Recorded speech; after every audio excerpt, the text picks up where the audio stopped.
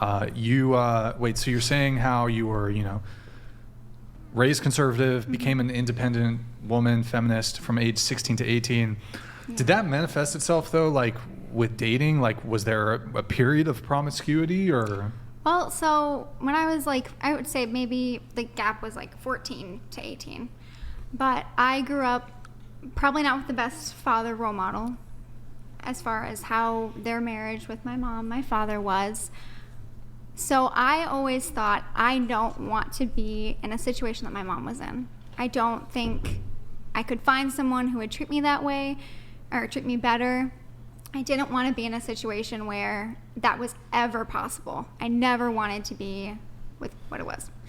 So I was like, nope, I'm not going to get into a relationship. I'm not going to date. But I was a young, rebellious girl. And I liked attention because I wasn't getting it at home and didn't have a lot of friends, kind of.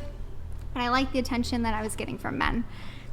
And I was always into older guys. Obviously, I wasn't with anyone when I was underage. But there were definitely situations I did go through, like a little bit of a phase. I mean, I moved out at 16. I worked at a hospital immediately, worked at a nursing home. I was working like 60 to 80 hours a week, just grinding, trying to get money, living on my own. At the time, I had my own apartment. Yeah. Well, you say in your notes, you said you were a hardcore feminist. Yeah, what were some of the hardcore things? I had the, like, I hate men. I was saying that. Damn. Definitely did a 180 there. I thought that men really were objective creatures and that's all they wanted. I didn't think that I could find a true marriage or find someone that was capable of loving me the way that I want to love somebody. So I just thought, you know what? If it's just physical, it's just physical, and that's fine. What was it that changed it? Finding Alex, or my boyfriend. Yeah? Yeah. And did he bring you around to these ideas? Is he a conservative sort of guy? He is very traditional. But I think it just kind of happened naturally. When we met, I can't even explain. It's when you meet someone, that chemistry, the instant, yeah, this is the person. We can talk for forever. We can see each other. There's a future, and he wants to love somebody. I think it was really hard for me to see a man loving their wife the way that I wanted to be loved. Yeah. And he is just the best boyfriend ever. He tells me every day. It's not just his words. I think that's phenomenal that you found that in your current relationship. It is really, really hard with a lack of strong and good father figures in the household. And we're seeing obviously an increased amount of either fatherless homes or, poor fathers, basically. Yeah.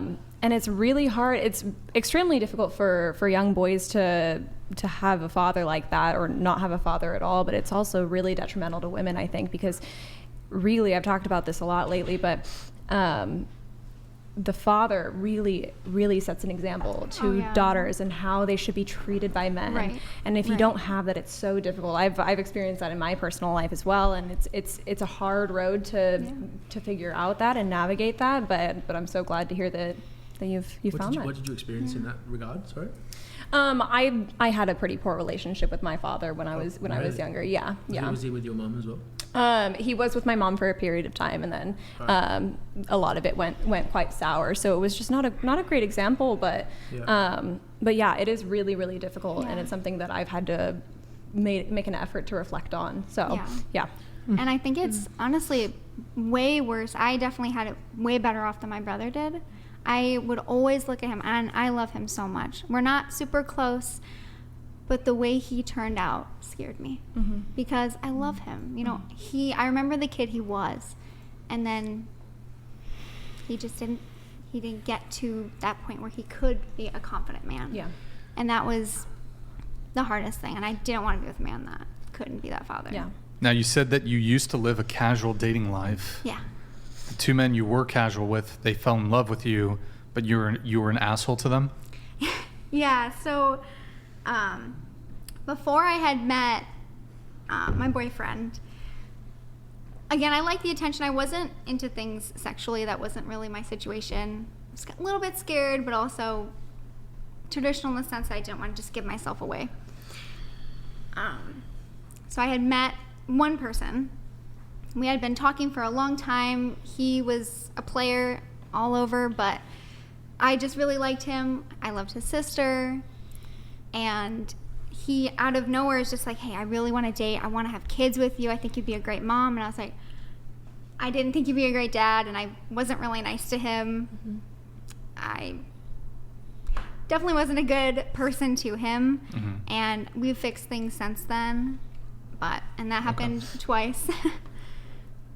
And we're friends now. All right, got it.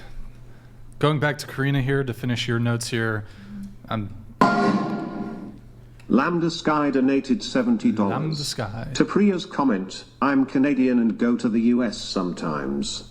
Secularism is stronger in Canada. We are nowhere close to being a Muslim country, nor are they trying. They're here to find work, mostly TBH. I have seen plenty that says otherwise, but we don't need to get into it. It's not a political podcast, per se. For shizzle?